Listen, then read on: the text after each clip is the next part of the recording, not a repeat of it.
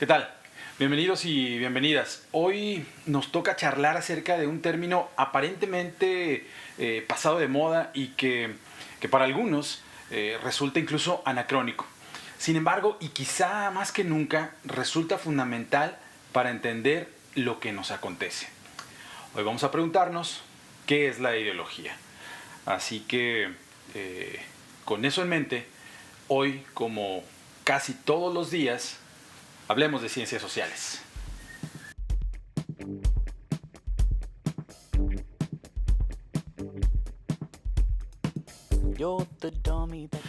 En la década de los 60, en el siglo XX, el futurólogo Daniel Bell vaticinó el fin de las ideologías. Y en pocas palabras, el conocido profesor de Harvard sugirió en aquella década que, bueno, el nivel de desarrollo económico alcanzado, sobre todo por los países más industrializados, traería como consecuencia el agotamiento de las ideas políticas prevalecientes en aquel momento. No hay que perder de vista que hablamos de un contexto en el que la Guerra Fría y el riesgo de conflictos nucleares a nivel mundial eran el pan de todos los días.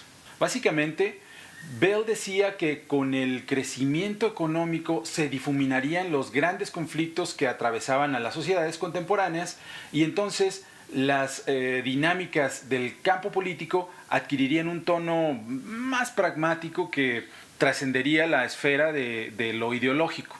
¿Qué quiere decir todo esto?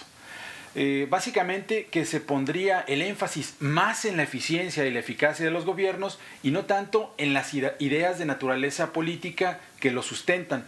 Es más, Bell decía que poco a poco se perdería la capacidad de movilización asociada con las grandes doctrinas, por ejemplo, el socialismo o el comunismo. ¿Por qué? Porque estas, digámoslo así, dejarían de interesarle a las y los ciudadanos, ya no harían eco.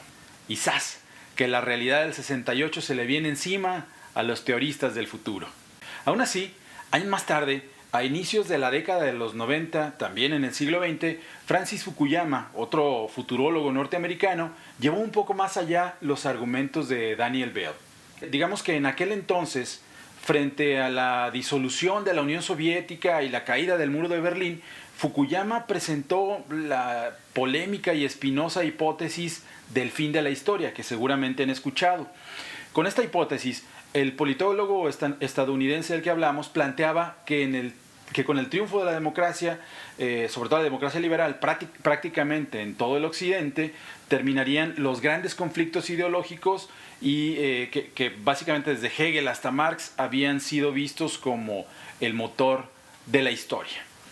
Con los argumentos de estos y otros pensadores, historiadores, filósofos y politólogos, se inauguró lo que en términos muy generales se ha denominado como la era post-ideológica.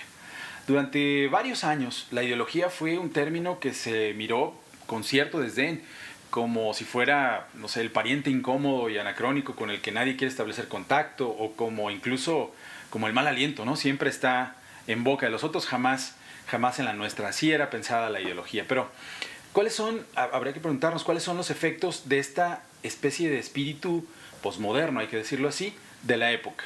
En lo básico, la respuesta a esta pregunta puede verse como una especie de desplazamiento de las discusiones acerca del ideal del deber ser hacia las disputas por el reconocimiento de las diferencias. Y otro modo de nombrar todo este tipo de cosas se encuentra en la tensión entre las políticas de la identidad y las ideologías políticas. Quizá uno de los lugares analíticos en los que se observan estas tensiones con mayor claridad es en el de la crítica que algunos le hacen a los movimientos sociales contemporáneos, sobre todo aquellos que se despliegan en el contexto de democracias más o menos liberales. En otras sesiones, lo prometo, trataremos este tema con mayor profundidad.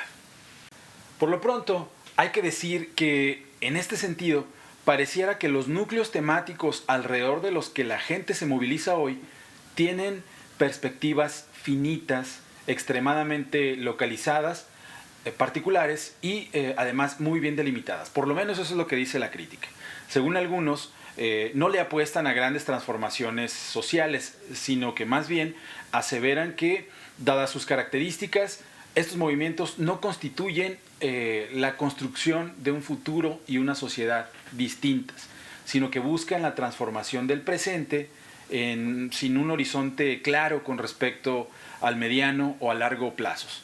Como dije antes, en otra de nuestras sesiones haré una especie de contracrítica a ese argumento facilista que minimiza la movilización social contemporánea. Por ahora, hay que regresar al tema de la ideología. Continuemos con la idea que sugiere que la vida política de las sociedades contemporáneas se encuentra dominada por un conjunto de disputas que giran en torno al reconocimiento de las diferencias. Si lo vemos así, culturas, religiones, costumbres y ese tipo de aspectos exigen tanto su espacio particular en el contexto social como el respeto que desean y merecen. En contraste, preocupaciones tales como el liberalismo, el conservadurismo, la derecha, la izquierda, situadas en un plano más ideológico, es decir, mucho más amplio, ya no resultan atractivas para la ciudadanía en general. Según algunas explicaciones, Schwarzmantel, por ejemplo, esto se debe en buena medida a su raigambre occidental, a la raigambre occidental de este tipo de preocupaciones. ¿Por qué? Porque operan en función de hipótesis universalistas, tales como el progreso, la racionalidad, el secularismo, etc. En otras palabras, parecería que hoy los temas ideológicos ya no interpelan tanto. O dicho de otra manera, todo apunta a que el mundo multicultural es más receptivo a las narrativas vinculadas con la afirmación de las identidades que a aquellas otras narrativas asociadas con la importancia de las ideologías. Desde esta perspectiva, resulta pertinente interrogarnos acerca de qué es la ideología hoy y particularmente cuál es el significado de las ideologías políticas en nuestra contemporaneidad. ¿Realmente habitamos una era postideológica? ¿Será cierto que todas aquellas ideas que detonaron movilizaciones sociales masivas y que apostaban por cambios revolucionarios gigantescos han perdido por completo su atractivo? Las posibles respuestas a estas preguntas evidentemente son diversas y desde luego están sujetas a debate. Lo que es cierto es que hoy se precisa trazar de nuevo tanto el mapa conceptual que demarca los contornos del campo político como aquel otro mapa que demarca los contornos de las ideas que detonan la acción que se despliega en el campo político. Necesitamos hablar de la ideología. ¿Qué implicaciones tiene todo esto? En principio, hay que atrevernos a reconocer que las ideas políticas ocupan un lugar central en nuestro tiempo. En otras palabras, puede decirse que para comprender lo que ocurre en la esfera política se precisa entender las ideas y perspectivas que han servido de base para que la población se involucre en aquellas acciones políticas que considera relevantes. Necesitamos descubrir que en una era postideológica la ideología está más viva que nunca y que una de las afirmaciones más ideológicas que existen es aquella que asevera estar libre de toda ideología. Ojo. Veamos si no. A principios del siglo XX, Terry Eagleton redactó una especie de estado del arte, de la ideología, y se encontró con que había más de 15 definiciones distintas y muchas de ellas contradictorias entre sí. Esto habla de la vitalidad de la ideología. Desde luego, la revisión de todas y cada una de estas definiciones está muy por fuera de los límites de este video en particular. De cualquier manera, la lista completa se las dejo por acá en la descripción. Aquí solo le echaremos el ojo a un par de estas definiciones. Nos vamos a concentrar solo en aquellas que se vinculan con el poder y sus aristas. Así que, de acuerdo con este autor del que hablábamos, Terry Eagleton, podemos definir a la ideología como el proceso de producción de significados, símbolos y valores en el ámbito de la vida cotidiana. O podemos ver a la ideología como el conjunto de ideas característico de un grupo o clase social. Y también podemos ver a la ideología como la serie de elementos que permiten legitimar un poder político dominante o la ideología como aquellas ideas falsas que también contribuyen a legitimar un poder político dominante, o la ideología como la comunicación sistemáticamente deformada, o la ideología como aquello que facilita la adopción de una postura frente a un tema. En fin, esas son solo algunas de las definiciones. Lo que es cierto es que son importantes porque remiten a fenómenos altamente contemporáneos y susceptibles de ser leídos en clave ideológica. Me refiero a un rango amplísimo de temas, tan amplio y disímil como las fake news, el veganismo, la religión, la conciencia de clase, el New Age y tantos y tantos y tantos otros. Como podemos ver, algunas de estas definiciones son relativamente neutras, mientras que otras tienen un filo bastante evidente. Se destaca, por ejemplo, aquella que sugiere que la ideología es un conjunto de valores, de creencias, de actitudes y de opiniones casi siempre diferentes a las nuestras, y estas están asociadas con grupos o clases sociales específicos.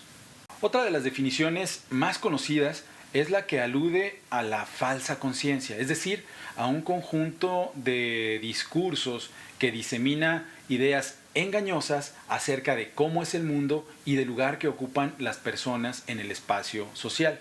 Desde una perspectiva de este tipo, la ideología cumple la función de sostener y de hacer parecer como natural una estructura social particular que suele favorecer a unos cuantos. Así, desde una perspectiva, digámoslo así, marxista, la ideología alude al modo en que las culturas se estructuran de manera tal en que los grupos que ostentan el poder tienen o logran el control máximo con un mínimo de conflicto. Esto se refiere no tanto a que estos grupos deliberadamente opriman a la gente o que manipulen sus pensamientos o sus mentes.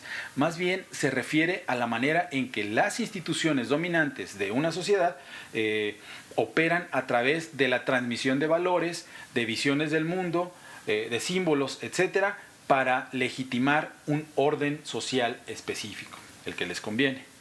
Desde luego, hay una relación directa entre la noción de ideología y la noción de relaciones de poder. Las hemos visto. Casi resulta evidente. La ideología es un mecanismo eficaz para ejercer el poder político. Pero dejar el análisis en ese nivel resulta demasiado simplista, sobre todo si recordamos las transformaciones que experimentan en la actualidad tanto las nociones del poder como el propio campo de lo político. En este sentido, podemos pensar también que la ideología, en tanto que alude al conjunto de supuestos que constituyen el imaginario de las agrupaciones sociales, es uno de los elementos centrales para la arquitectura del sujeto. Ojo, hemos dicho en otras ocasiones que la hechura de la subjetividad es un proyecto altamente politizado. No hay que perder de vista esto porque nos permite pensar en lo que en otros momentos hemos definido como los núcleos emergentes en donde se condensa lo político. El cuerpo y la subjetividad son uno de estos núcleos. Es más, quizás sean los núcleos más importantes en donde lo político se condensa hoy. Pero en fin, para terminar, veamos algunos reactivos que nos permiten reconocer que estamos frente a la ideología en el ámbito sobre todo de la vida cotidiana. Por ejemplo, cuando la conversación que sostenemos gira alrededor de lo que se considera como natural, justo y correcto, ideología. Cuando los discursos o las acciones acerca de lo que se considera como justo y correcto en la vida legitiman algo al mismo tiempo que denostan lo contrario, ideología. Cuando hay mecanismos que se ponen en marcha para hacer parecer que ciertas relaciones de poder y de dominación son adecuadas o normales, ideología. Los ejemplos sobran y la vida nos los ofrece al por mayor. Basta con abrir los ojos y ver. Finalmente, lo que pretendemos al abordar esta temática tiene un objetivo doble. El primero tiene que ver con el reconocimiento de que lo que asumimos como certezas no tiene una solidez como la que solemos asignarle. Más aún, no somos tan objetivos como pensamos que somos. Y la segunda de estos objetivos consiste en aprovechar este descubrimiento para cuestionar constantemente lo que nos acontece, sobre todo aquello que resulta tan obvio en apariencia que se nos presenta como incuestionable. En fin, ¿les parece si dejamos por aquí la discusión? Y ya saben, cualquier duda, cualquier pregunta, pueden dejarla acá abajo en la sección de comentarios, pueden mandarla a mi cuenta de Twitter o lanzarla directamente a mi correo. Gracias y nos vemos en el futuro.